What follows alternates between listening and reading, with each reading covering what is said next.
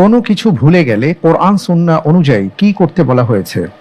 এ, দরুদ পাঠ করতে, বি, আল্লাহকে স্মরণ করতে, সি, ইস্তিগফার করতে, ডি, এ ও বি।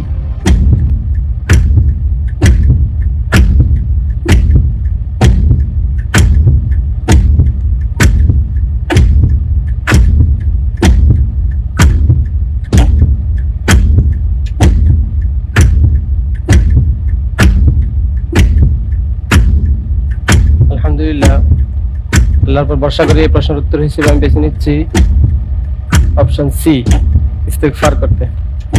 অপশন সি লক করা হোক। তাতে সময় নেই, একেবারে শেষ পর্যায়ে এসে আপনি অপশন সি কে পছন্দ করেছেন।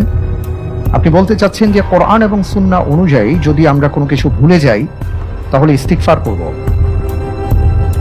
আপনি যে উত্তরটি দিয়েছেন আপনার উত্তরটি সঠিক হয়নি। আলহামদুলিল্লাহ আলা কুল্লি হাল। যদি আমরা কোনো কিছু ভুলে যাই তাহলে আমাদের যেটা করতে হবে, কোরআন আমাদেরকে বলেছে অপশন বি, আল্লাহকে স্মরণ করতে। ওয়ালা তাকুলান্না লিশাইইন ইন্নী ফাইলুন যালিকা গাদা ইল্লা আন ইয়াশা আল্লাহ ওয়াযকুর রাব্বাকা ইযা নাসিতা। যখন ভুলে যাবে তখন তুমি তোমার রবকে স্মরণ করবে।